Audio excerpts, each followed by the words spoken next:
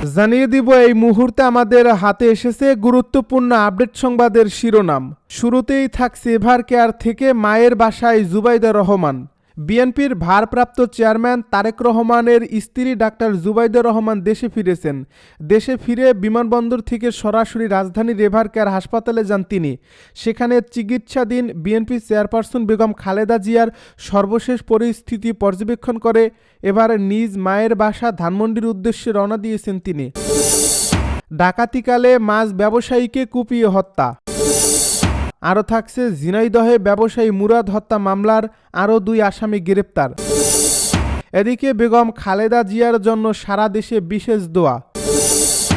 সব শেষে জানিয়ে দিব ভারত রাশিয়ার বন্ধুত্ব সময়ের পরীক্ষায় উত্তীর্ণ বলছে মোদি। এতক্ষণ শুনছিলেন হাতে থাকা আপডেট সংবাদের শিরোনাম, এবারে বিস্তারিত। তবে তার আগে অনুরোধ রইল ভিডিওটিতে একটি লাইক এবং কমেন্ট করে জানিয়ে দিন ভিডিও সম্পর্কে আপনার মূল্যবান মতামত। আরও জানিয়ে দিন ভিডিওটি কোথা থেকে দেখছেন বা কোন জেলা থেকে দেখছেন। এভার কেয়ার থেকে মায়ের বাসায় জুবাইদা রহমান। বিএনপির ভারপ্রাপ্ত চেয়ারম্যান তারেক রহমানের স্ত্রী ডাক্তার জুবাইদা রহমান দেশে ফিরেছেন। দেশে ফিরে বিমানবন্দর থেকে সরাসরি রাজধানীর এভার কেয়ার হাসপাতালে যান তিনি। সেখানে চিকিৎসাধীন বিএনপি চেয়ারপারসন বেগম খালেদা জিয়ার সবশেষ পরিস্থিতি পর্যবেক্ষণ করে এবার নিজ মায়ের বাসা ধানমন্ডির উদ্দেশ্যে রওনা দিয়েছেন ডাক্তার জুবাইদা। লন্ডনের হিথ্রো বিমানবন্দর থেকে স্থানীয় সময় বৃহস্পতিবার সন্ধ্যা 7:15টার দিকে এই বিমান বাংলাদেশের ফ্লাইটে ডাক্তার জুবাইদা রহমান দেশের পথে রওনা হন। শুক্রবার সকাল 10:45 হজরত শাহজালাল আন্তর্জাতিক বিমানবন্দরে অবতরণের পর ডাক্তার জুবাইদা রহমান সরাসরি এভার কেয়ার হাসপাতালে যান। এদিকে কাতারের আমিরের বিশেষ এয়ার অ্যাম্বুলেন্স দেশে না পৌঁছানোয় বিএনপি চেয়ারপারসন বেগম খালেদা জিয়াকে লন্ডন নিয়ে যাওয়ার সময় পিছিয়েছে। বিএনপির পক্ষ থেকে জানানো হয়েছিল কারিগরি ত্রুটির কারণে বিশেষ এয়ার অ্যাম্বুলেন্স শুক্রবার ঢাকায় আসছে না। সব ঠিক থাকলে সেটি শনিবার পৌঁছাতে পারে। দলটি জানায় বেগম খালেদা জিয়ার শরীর যদি যাত্রার উপযুক্ত থাকে এবং মেডিকেল বোর্ড যদি সিদ্ধান্ত দেয় তাহলে রবিবার তাকে লন্ডনে নেওয়া হবে। বিএনপি চেয়ারপারসন বেগম খালেদা জিয়ার রোগমুক্তি কামনায় শুক্রবার জুমার নামাজের পর সারা দেশে বিশেষ দোয়া অনুষ্ঠিত হয়েছে। ডাকাতিকালে মাছ ব্যবসায়ীকে কুপিয়ে হত্যা। ফরিদপুরে উৎপল সরকার নামের এক মাছ ব্যবসায়ীকে কুপিয়ে হত্যা করেছে অজ্ঞাতনামা একদল ডাকাত। আজ শুক্রবার ভোর 3:45টার দিকে সালথা উপজেলার আটঘর ইউনিয়নের গৌরদিয়া গ্রামের কালীতলা ব্রিজ সংলগ্ন এলাকায় এই ঘটনা ঘটে। পরে পুলিশ গিয়ে নিহতের রক্তাক্ত লাশ উদ্ধার করেন।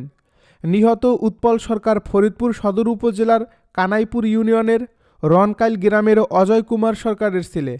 স্থানীয় একাধিক ব্যক্তি জানান তারা কলাতলি ব্রিজ এলাকায় নিহতের রক্তাক্ত লাশ দেখতে পান এবং ব্রিজের রেলিংয়ের সাথে আরেকটি যুবককে বেঁধে রাখা অবস্থায় দেখেন।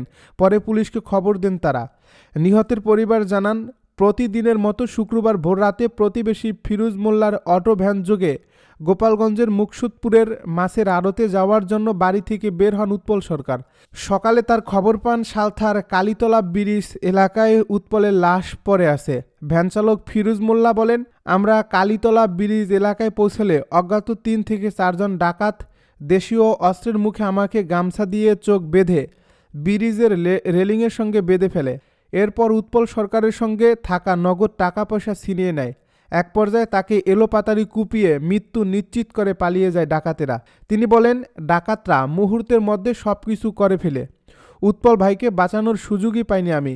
সালথা থানার ওসি মোহাম্মদ ফারুক হাসান রাসেল বলেন, খবর পেয়ে নিহত উৎপল সরকারের লাশ উদ্ধার করে ময়নাতদন্তের জন্য ফরিদপুর মেডিকেল কলেজ হাসপাতালে পাঠানো হয়েছে।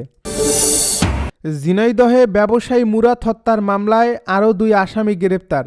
ঝিনাইদহ শহরতলির পবহাটি এলাকায় ব্যবসায়ী মুরাদ হত্যা মামলার আরও 2 আসামিকে গ্রেপ্তার করছে র্যাব।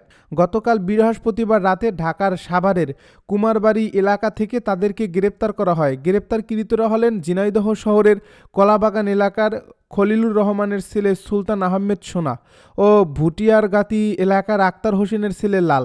বিষয়টি কালের কণ্ঠকে নিশ্চিত করে ঝিনাইদহ র্যাব ক্যাম্পের কোম্পানি কমান্ডার মেহেদি ইমরান সিদ্দিকী বলেন, মুরাদ হত্যা মামলার 2 আসামি সাভারে অবস্থান করছে এমন সংবাদের ভিত্তিতে অভিযান চালিয়ে তাদের গ্রেপ্তার করা হয়। শুক্রবার দুপুরে আসামিদের সদর থানায় হস্তান্তর করা হয়েছে। গত 29 নভেম্বর দুপুরে ঝিনাইদহ শহরতলির পবহাটি এলাকায় ব্যবসায়ী মুরাদ হোসেনকে কুপিয়ে হত্যা করা হয়। এ ঘটনায় নিহতের স্ত্রী সাথী বেগম বাদী হয়ে সদর থানায় মামলা করলে আসামি গ্রেপ্তারে অভিযান শুরু করে ঝিনাইদহ র্যাব ক্যাম্প। এখন পর্যন্ত 4 জন আসামিকে গ্রেপ্তার করা হয়েছে। বাকি আসামিদের গ্রেপ্তারে অভিযান পরিচালনা করছে র্যাব। বেগম খালেদা জিয়ার জন্য সারা দেশে বিশেষ দোয়া। রাজধানীর এভার কেয়ার হাসপাতালের সিসিইউতে চিকিৎসাধীন বিএনপি চেয়ারপারসন বেগম খালেদা জিয়া রোগমুক্তি কামনায় সারা দেশে বিশেষ দোয়া অনুষ্ঠিত হয়েছে। শুক্রবার রাজধানীসহ সারা দেশে জুমার নামাজের পর মসজিদগুলোতে দলের পক্ষ থেকে এই দোয়ায় আয়োজন করা হয়। দোয়া অনুষ্ঠানে দলটির নেতাকর্মী সহ স্থানীয় জনগণ অংশগ্রহণ করেন। একই সঙ্গে বেগম খালেদা জিয়ার সুস্থতা কামনায় মন্দির, গির্জা ও প্যাগোডা সহ অন্যান্য ধর্মীয় উপাসনালয়ে প্রার্থনা করার জন্য অনুরোধ করা হয়। বৃহস্পতিবার বিএনপির পক্ষ থেকে এই কর্মসূচি ঘোষণা করা হয়। নয়াপল্টনের মসজিদে আয়োজিত দোয়া মাহফিলের অংশ নেন দলের মহাসচিব মির্জা ফখরুল ইসলাম আলমগীর সহ সিনিয়র নেতারা।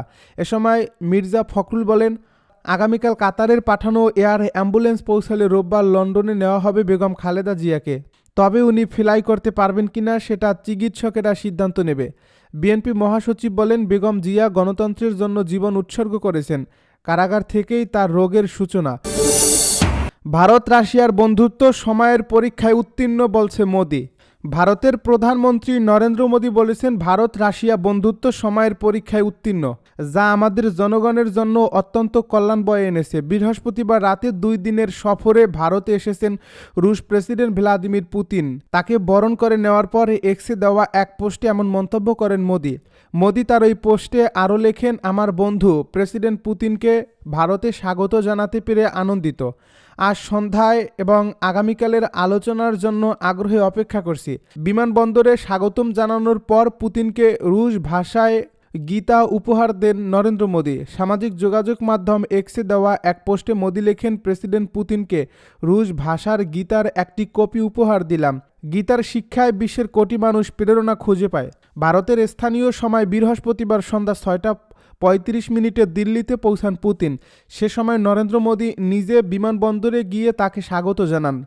শুক্রবার 2 দেশের মধ্যে দ্বিপাক্ষিক শীর্ষ বৈঠক হয়েছে। বৈঠক শেষে যৌথ প্রেস ব্রিফিং করেন পুতিন ও মোদি। তার আগে এদিন পুতিনকে ভারতের রাষ্ট্রপতি ভবনে আনুষ্ঠানিক অভ্যর্থনা জানানো হয়। সকালে রাজঘাটে গিয়ে মহাত্মা গান্ধীর প্রতিকৃতিতে শ্রদ্ধা জানান রুশ প্রেসিডেন্ট। সরকারি সূত্রে জানা গেছে, পুতিনের সফরে বড় একটি ব্যবসায়ী প্রতিনিধি দল এসেছে। ভারত আশা প্রকাশ করছে, রাশিয়ার সঙ্গে দীর্ঘদিনের কৌশলগত অংশীদারিত্বের ভিত্তিতে বাণিজ্য ঘাটতি কমানোর সুযোগ তৈরি হবে। উভয় পক্ষ জানিয়েছে, শীর্ষ বৈঠকে প্রতিরক্ষা, জ্বালানি ও বাণিজ্য এই 3টি বিষয়কে কেন্দ্র করেই মূল আলোচনা হবে। পণ্য পরিবহন, স্বাস্থ্যসেবা, সার ও যোগাযোগ খাতে একাধিক চুক্তি ও সমঝোতা স্মারক সই হতে পারে।